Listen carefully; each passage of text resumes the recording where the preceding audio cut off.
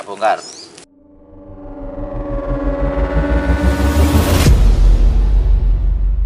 Ini secara umum ya, ini dulu besar umbi yang kita tanam sebenarnya juga seperti ini ya. Nanti kita sudah merawat selama 5 bulan, sudah kita pupuk, dan kita memang ada hasil panen katak ya, yang dari tunas pertama. Yang jelas, jangan sekali-kali bernafsu untuk menanam porang apabila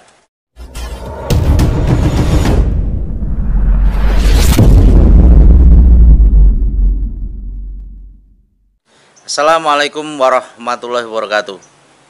Untuk tahun-tahun ini dan tahun-tahun sebelumnya, karena dampak dari pandemi, banyak sekali usaha-usaha yang tutup, usaha-usaha yang gulung tikar, perekonomian yang sangat-sangat terpuruk, dan banyak mereka yang tidak bisa melanjutkan usaha.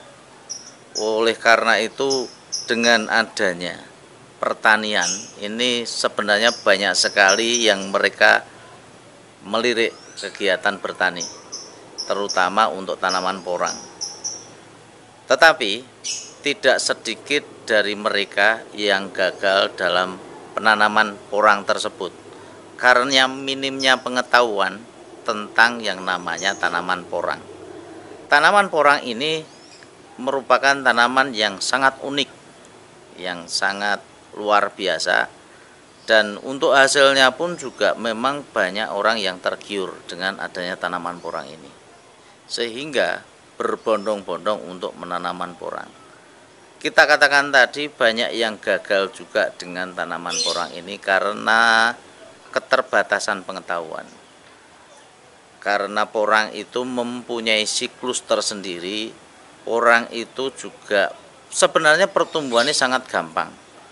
Cuman untuk mengetahui persisnya porang itu bagaimana, banyak yang belum tahu. Kegagalan para petani pemula ini sebenarnya sudah sering kita upload ya.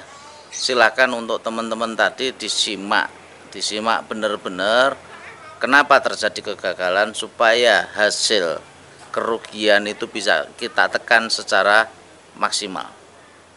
Termasuk juga karena banyaknya orang-orang yang pengen menggeluti pertanian, saya katakan tadi karena tergiur untuk hasil, sering sekali mengabaikan tentang porang itu bagaimana.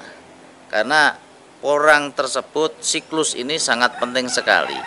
Porang itu unik sekali karena mempunyai sistem, mempunyai cara tersendiri untuk tumbuh, dan mempunyai waktu tersendiri untuk bisa tumbuh. Bisa nggak tanaman porang itu ditanam kapan saja? Maka kita akan menjawab sangat bisa sekali. Tetapi apakah porang itu bisa maksimal apabila kita tanam sewaktu-waktu? Jawabannya tidak. Kenapa demikian? Ini karena kita sudah membuktikan yang di belakang ini. Kemarin sering saya upload, saya katakan bahwa ini ialah tanaman percontohan yang kita tanam pada 5 bulan yang lalu. Nah, yang dari umbi, ada yang dari katak super, ada yang dari katak 200 ke bawah. Terutama untuk umbi ya, yang kita tanam 5 bulan yang lalu, ini sebagian sudah dorman. Padahal ini untuk kataknya belum besar maksimal mungkin. Nah, ini karena apa? Ya karena pertama itu tadi siklus ya. Siklusnya belum mencapai waktunya. Nah, berbeda dengan tanaman yang sebelah yang di sini. Ini tanaman yang kita tanam 3 bulan yang lalu. Nah, secara pertumbuhan yang tanaman 3 bulan yang lalu yang sudah memasuki masa tanam, ini secara otomatis pertumbuhannya berbeda dengan yang di sebelah di sini. Yang di sebelah sini sudah mulai dorman dan batangnya cuma tumbuh 1 untuk yang umbi ya. Untuk bisa batang tumbuh yang kedua itu batangnya lumayan kecil. Ya, tidak sebesar yang batang kedua yang dari sini. Karena apa? Untuk kesalahan-kesalahan yang kita buat secara tidak sengaja, karena kemarin memang sengaja ya kita bikin untuk percontohan. Ya, ini pertama, fermentasi pupuk kita yang belum selesai. Ya, karena fermentasi yang di sini itu baru 1 minggu kita fermentasi, pupuk langsung kita gunakan untuk lahan. Pertama itu. Terus yang kedua, memang kita tanam bukan pada musimnya, sehingga pertumbuhan dari tunasnya itu tidak akan bisa maksimal. Kebutuhan air yang sangat banyak untuk tanaman porang ini pada usia 1, 2, 3 ya, 1 bulan, 2 bulan, 3 bulan itu membutuhkan air yang cukup banyak. Karena untuk mengembangkan akar supaya nanti akarnya itu memang maksimal mencengkeram tanah, menarik nutrisi dan untuk perkembangannya.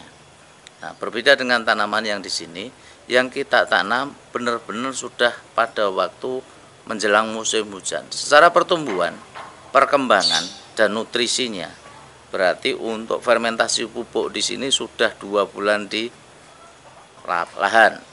Yang kedua, secara hujan air sudah cukup sehingga akar itu memang benar-benar kuat mencengkeram. Nah, di sini kita siasati dengan adanya sprinkle. Cuman di sini secara air pun akan kurang maksimal karena panasnya terik matahari masih sangat menyengat sekali. Suhunya belum pas untuk waktu tanam. Makanya suhu di sini penting sekali. Ketersediaan air itu penting sekali untuk tanaman porang. Dan setelah tanaman itu pas pada musimnya, maka akan bisa menghasilkan tanaman yang maksimal. Terus apabila sudah lewat musim pun itu juga sangat berbahaya. Karena apa?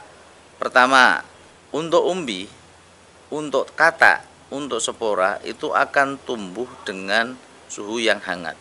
Makanya sebelum musim tanam pun bibit-bibit itu sudah tumbuh dengan sendirinya. Nah, kalau lewat musim, yang jelas apabila ada mendapatkan bibit, hati-hati, carilah bibit-bibit yang sudah ada tunasnya. Karena apabila bibit itu belum bertunas, suhu yang ada di tanah itu kurang hangat, bisa saja bibit itu malah tidak tumbuh atau mati atau bahkan busuk di dalam tanah. Makanya kita tadi sudah bilang jangan sampai bernafsu ya, untuk menanam porang. Kalau memang belum tahu yang namanya porang itu bagaimana, ilmunya menanam porang itu bagaimana, karakter porang itu bagaimana, segalanya tentang porang itu bagaimana. Sekali lagi jangan bernafsu untuk menanam porang. Mungkin sebagai gambaran kita akan coba bongkar ya umbi porang yang kita tanam pada 5 bulan yang lalu. Yang di situ tunasnya cuma 1, kalau ada tunas yang kedua pun tunasnya kecil dan tidak maksimal. Dan untuk umbi yang 3 bulan ini kita terus terang belum berani bongkar karena ini masih tunasnya kedua. Tunas keduanya pun juga lumayan besar dan lebih tinggi. Langsung saja ya, kita coba bongkar. Ini ialah umbi yang ini sudah tunas kedua. Tunas kedua ini sudah agak mati ya. Nah, ini untuk umbi-umbi yang di sini yang kecil-kecil ini memang sengaja kita sulam. Jarak untuk tanamnya sebenarnya 50 cm karena sebagian sudah dorman, sudah mati, belum saatnya. Maka ini masih estimasi musim tanam. Bulan lalu kita sudah masuki ya, di tengah-tengahnya itu kita masukin lagi ya sekalian nanti supaya dari lahan percontohan ini bila tidak ada hasilnya nanti paling tidak yang tanaman yang kedua ini nanti ada hasil. Kita akan coba bongkar yang di sini. Ini ialah tunas yang kedua dan kebetulan tunas kedua ini lebih kecil ya daripada tunas pertama. Ini juga ada tunas kedua. Nah, ini coba kita bongkar untuk hasilnya bagaimana. Nah, ini secara fisik ya untuk batang tengahnya cuman besarnya sedemikian. Ini kita bongkar. Nah, ini secara umum ya. Ini dulu besar umbi yang kita tanam sebenarnya juga seperti ini. Nah, nanti kita sudah merawat selama 5 bulan. Sudah kita pupuk dan kita memang ada hasil panen katak ya, yang dari tunas pertama. Yang tunas kedua pun ini kataknya belum besar tapi sudah dorman. Dan untuk tanaman-tanaman yang lain yang di situ ini sudah dorman. Paling estimasi hasilnya juga umbinya tidak jauh berbeda dengan yang ini. Untuk pertumbuhan umbi ini bekas umbi ya. Dan ini masih sebenarnya kalau nutrisi dari awalnya cukup, ini masih masa-masa pertumbuhan. Cuman di sini kendala-kendala akar, perakaran dari awal memang tidak tumbuh secara maksimal sehingga kurang bisa menyerap nutrisi secara maksimal juga. Nah, ini nanti kita sulami ya dengan bibit umbi yang baru, yang kemudian nanti diharapkan nanti untuk hasil-hasil selanjutnya memang bisa kita harapkan. Yang jelas seperti yang kita katakan tadi, jangan sekali-kali bernafsu untuk menanam porang apabila belum tahu yang namanya porang itu bagaimana, belum tahu siklusnya porang itu bagaimana, belum tahu cara merawat porang itu bagaimana. Itu tadi untuk gambaran teman-teman semua tentang hasil yang Anda dapat bila Anda terlalu bernafsu untuk menanam porang. Perhatikan estimasi musim, perhatikan cara merawat, perhatikan nutrisi, perhatikan semuanya tentang porang. Pelajari selama 1 musim supaya Anda benar-benar mengerti porang itu bagaimana. Berkah selalu, sehat selalu untuk teman-teman semua dimanapun Anda berada. Dari saya, apabila ada salah kata yang sengaja ataupun tidak sengaja, mohon maaf yang sebesar-besarnya. Billahi taufiq wal hidayah. Wassalamualaikum warahmatullahi wabarakatuh. Bye-bye.